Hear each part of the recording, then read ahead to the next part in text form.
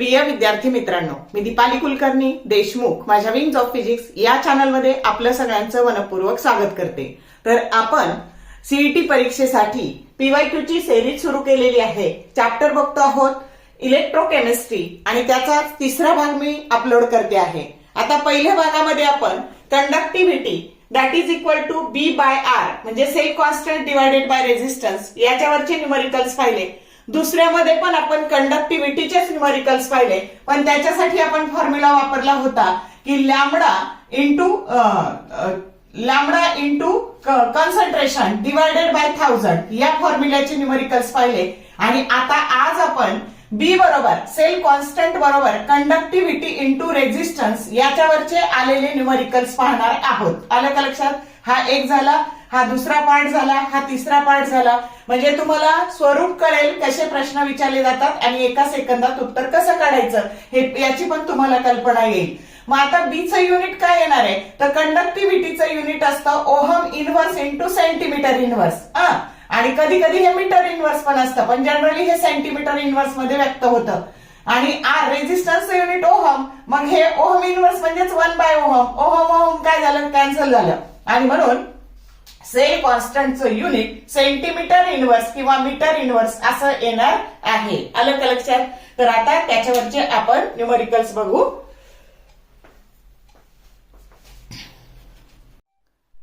आता हे numerical CET 2021 ला आलंय बघा।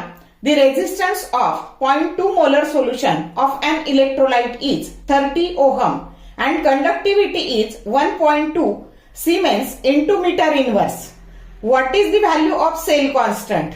आता option A 0.47 centimetre inverse, B 0.1 centimetre inverse, C 0.36 centimetre inverse and D 0.2 centimetre inverse. तर आता बघा आपल्याला रेझिस्टन्स दिलाय 30 ओहम, म्हणजे हा रेझिस्टन्स आर बरोबर दिलाय 30 ओहम, पण तुमची जी कंडक्टिव्हिटी आहे ना ती 1.2 तुम्हाला काय दिली आहे ती तर 1.2 इंटू 10⁻1.2 ही दिली आहे सिमेन्स इंटू मीटर इनव्हर्स। आणि ऑप्शन सगळे कशात दिले? सेंटीमीटर इनव्हर्स मध्ये। आणि म्हणून ह्या केला आधी आपल्याला मीटर इनव्हर्सचं सेंटीमीटर करून घ्यावं लागेल। मग आपण इथं 1 metre that is equal to 10⁻2 centimetre आणि त्याचा -1 म्हणजेच ही व्हॅल्यू काय झाली तर के ची व्हॅल्यू झाली 1.2 इंटू 10⁻2। समजलं का हे कन्व्हर्जन? तुम्ही घाईघाईत जर 1.2 टाकलं तर उत्तर मिळणार नाही।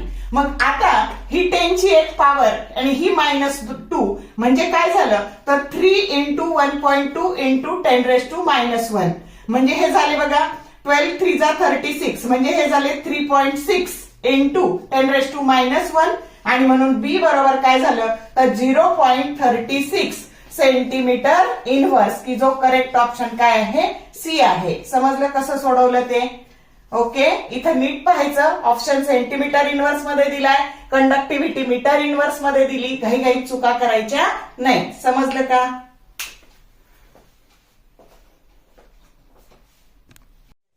हा प्रश्न पीसीबी ग्रुपची जी सीईटी झाली होती 2021 ला तेव्हा विचारलाय बघा। The resistance of 0.001 molar potassium chloride solution म्हणजेच KCL solution at 25 degree Celsius is 1500 ohm. Conductivity of solution is 0.450 into 10⁻³ Siemens into centimeter inverse. What is the cell constant? Option A 0.675 centimeter inverse, B 0.825 centimeter inverse, option C 0.333 centimeter inverse and option D 0.576 centimetre inverse. आता बघा आपल्याला काय काय दिलंय, काय काय विचारले।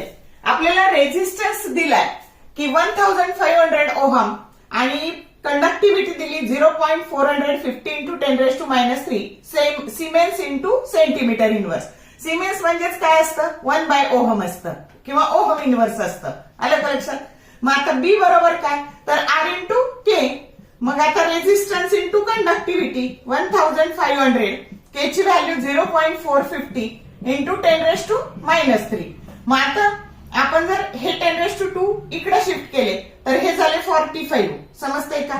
मग बी बरोबर, मग आता बघा 15 इंटू 45 ओके इंटू 10⁻³ आता तुम्ही याला जर मल्टिप्लाय केलं 45 इंटू 15 आता सोपं कसं करायचं, तर हे 10 टाइम्स केले तर 450 झाले आणि 5 टाइम्स केले परत आपण तर 45 इंटू 5 टाइम्स तर ते झाले 225 ओके, मग 5 7 आणि 6 मग 625 इंटू 10⁻³ मग आता इथे सेंटीमीटर इनव्हर्स येणार आहे आणि यालाच कसं लिहिता येईल 0.675 सेंटीमीटर इनव्हर्स. समजलं का? हे आलं उत्तर. अशा पद्धतीने आपण इथं सोडवलेलं आहे.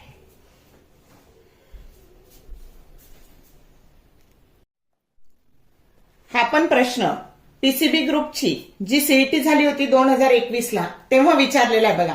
दी कंडक्टिव्हिटी ऑफ M/10 परत potassium chloride KCl solution at 293 kelvin is 0.0215 ohm inverse into centimetre inverse.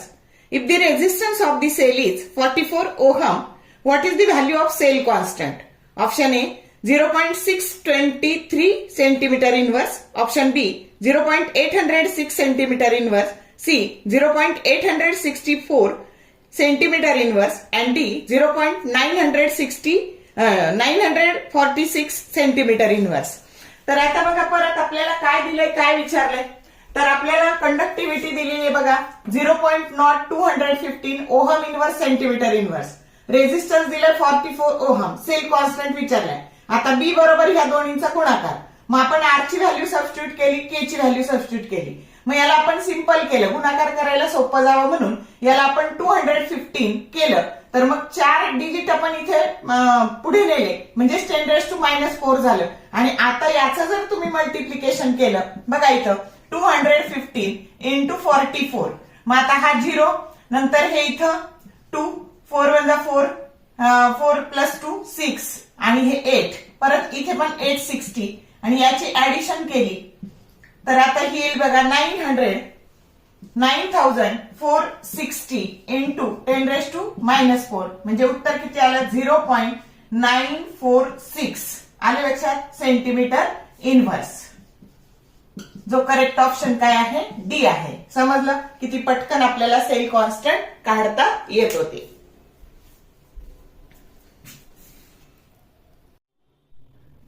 हा प्रश्न परत पीसीबी ग्रुपची जी 2021 ची सीईटी झाली त्याच्यात विचारलाय बघा.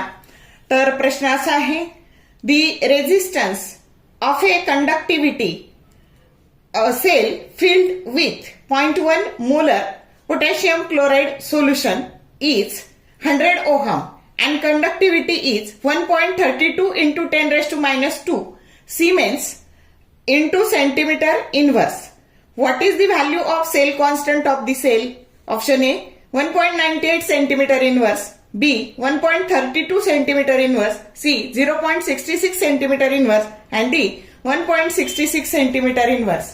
आता इथे आपल्याला काय काय दिलंय, काय काय विचारलंय, तर ही कंडक्टिव्हिटी दिलेली आहे 1.32 into 10⁻⁻² Siemens into centimetre inverse, resistance 100 दिलेला आहे आणि मग सेल कॉन्स्टंट ह्या दोन्हींचं काय येतं मल्टिप्लिकेशन येतं. एकदम सोपं बघा 100 1.32 इंटू 10⁻² 100 म्हणजे 10⁻² प्लस 2 मायनस 2 कॅन्सल झाले आणि आन्सर आलं 1.32. समजलं का? आणि युनिट द्यायचा सेंटीमीटर इनव्हर्स. ओके, तर इतकं सोपं आपल्याला हा सेल कॉन्स्टंट काढता येतो. अगदी एका मिनिटातच हे आपल्याला सोडवता येतं, याला खूप काही वेळ आपला जात नाही.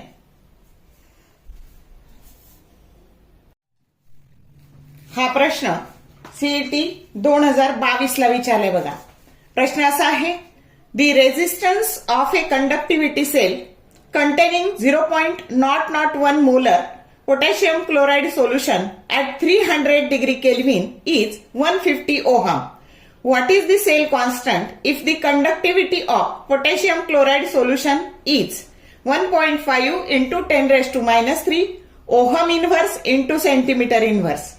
Option A 0.337 centimeter inverse, option B 225 centimetre inverse, C 0.112 centimetre inverse and D 0.450 centimetre inverse. आता काय दिलंय, काय विचारलंय, एका सेकंदात कसं येणार आहे हे आपल्याला बघायचंय. आपल्याला कंडक्टिव्हिटी दिली आहे 1.5 into 10⁻³ ohm inverse into centimetre inverse. Resistance दिलाय 150 ओहम. आपल्याला जरी एवढा मोठा प्रॉब्लेम असेल तरी सेल कॉन्स्टंट काढायचा आहे. हे दोनच व्हॅल्यूकडे लक्ष द्यायचं, अदरवाईज बाकीचा जो डेटा दिलाय त्याच्यावर फार वेळ घालवायचा नाही.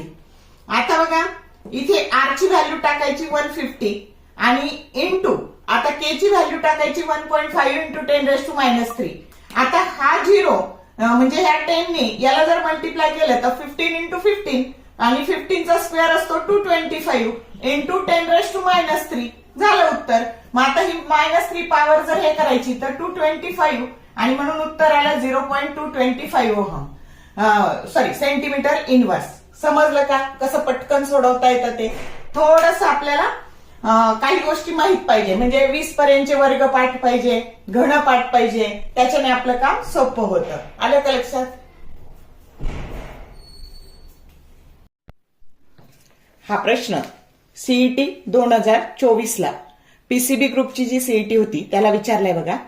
Resistance and conductivity of a cell containing 0.1 molar potassium chloride at 298 Kelvin are 510 ohm and 2.48 into 10⁻³ ohm inverse into centimeter inverse respectively. What is the value of cell constant? Option A 2.052 centimeter inverse, B 1.264 centimeter inverse, C 521 centimeter inverse and D 0.486 centimetre inverse. आता बघा काय दिलंय, काय विचारलंय. तर resistance दिलाय 510 ohm आणि conductivity दिली आहे 2.48 into 10⁻³ ohm inverse into centimetre inverse. Cell constant काढायचा आहे. तर सोपा फॉर्म्युला लक्षात ठेवायचा, बी बरोबर आर के. आता आर काय आहे तर 510 आहे आणि के काय आहे तर 2.48 इंटू 10⁻³ आता हा 0 गेला तर हे 24.8 झाले आणि कॅल्क्युलेशन करायला सोपं जावं म्हणून इथं जर 248 केले तर इथं 10⁻⁴ करायचे. आता सोपं झालं की नाही. आता काय करायचं 248 इंटू 51 आता हा 0 दिला. आता 5 8 जा 40 कॅरी 4 5 4 जा 20 कॅरी 2 5 2 जा 10 कॅरी 2 12 आणि 1 मी जर केलं तर 8 4 2. आता बघा 8 4 6 2 1 किती आलं बी बरोबर 1 2 6 4 8 इंटू 10⁻⁴. मग बी बरोबर आता बघा हे -4 हे करायचे तर 1.264 सेंटीमीटर इनव्हर्स. बीचं युनिट की जो करेक्ट ऑप्शन काय आहे बी आहे. समजलं? तर या पद्धतीने सेल कॉन्स्टंट काढायचा जेव्हा रेझिस्टन्स आणि तुम्हाला कंडक्टिव्हिटी दिलेली असते तेव्हा.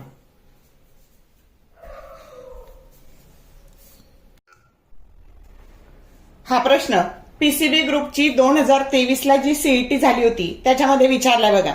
ए conductivity cell containing 0.01 molar potassium chloride generates resistance 604 ohms at 25 degrees Celsius. Calculate the cell constant if electrical conductivity of solution is 0.00141 ohm inverse into centimeter inverse at same temperature. Option A 0.852 centimeter inverse. Option B 0.751 centimeter inverse. Option C 0.952 centimeter inverse and option D 0.654 centimeter inverse.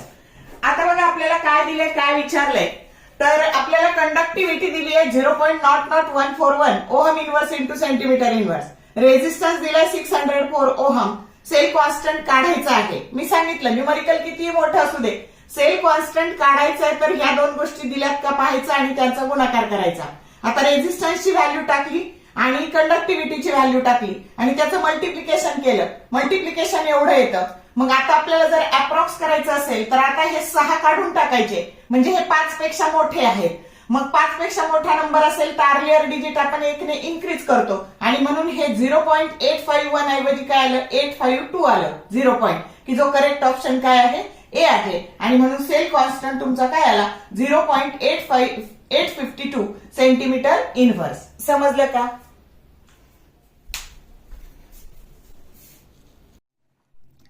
आता हे numerical PCM ग्रुपची जी 2024 ची CET झाली होती त्याला विचारले बघा. तर numerical असं आहे, the resistance of a conductivity of cell 0.1 molar potassium chloride solution is 120 ohm and conductivity is 1.64 into 10 raised to minus 4 Siemens into centimeter inverse. What is the value of cell constant? Option A 0.0136 centimeter inverse, B 0.0618 centimeter inverse, C 0.0196 centimeter inverse and D 0.0731 centimeter inverse. मग आता आपल्याला काय दिलंय, काय विचारलंय, तर आपल्याला conductivity दिली आहे बघा 1.64 into 10 raised to minus 4 Siemens into centimetre inverse. Resistance दिलाय 120 ओहम. सेल कॉन्स्टंट काढायचा आहे. तर आपल्याला माहितीये सेल कॉन्स्टंट दोन्हीचं मल्टिप्लिकेशन, रेझिस्टन्सची व्हॅल्यू पुट केली, कंडक्टिव्हिटीची व्हॅल्यू पुट केली. आता हा 0 आहे, हा जर काढून टाकला इथला तर हे 16.4 झाले आणि याला पूर्ण करायचे तर 164 करायचे तर हे 10 raised to minus 5 झाले, म्हणजे 12 into 164. आता मल्टिप्लिकेशन केलं आपण 164 मल्टिप्लाइड बाय 12, तर आता हा 0 आणि हे 164 ह्या 1 ने याला मल्टिप्लाय केलं आणि मग 2 ने मल्टिप्लाय केलं आणि ह्या दोन्हीची ऍडिशन केली, ती आली 1968 इंटू 10 raised to minus 5 आणि याला जर मर्ज करायचं तर मग आता मर्ज केला हा -5 तर 0.0197 सेंटीमीटर इनव्हर्स, की जो करेक्ट ऑप्शन काय आहे तर सी आहे. समजलं कसं सोडवलं ते?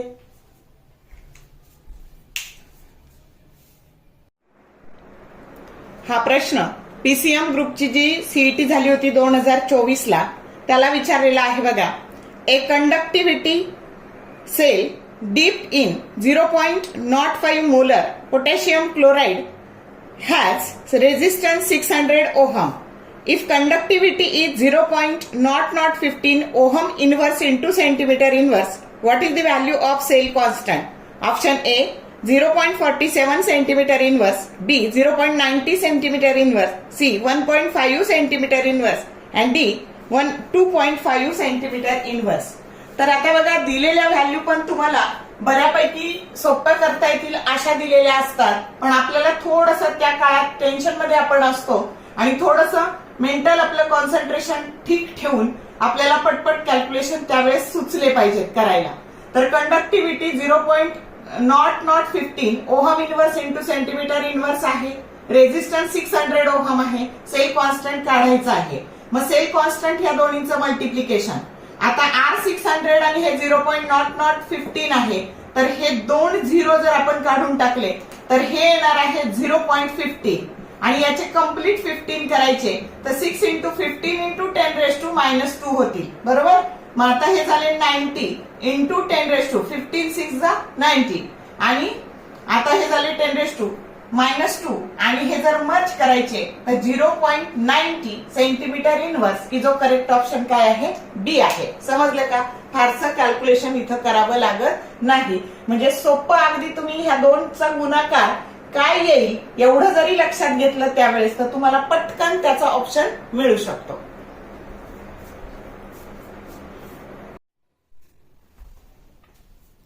तर बघा आजच्या ह्या तिसऱ्या भागामध्ये आपण सेल कॉन्स्टंट कॅल्क्युलेट केला, पण केव्हा केला तर जेव्हा रेझिस्टन्स आणि कंडक्टिव्हिटीची व्हॅल्यू दिलेली होती तेव्हा.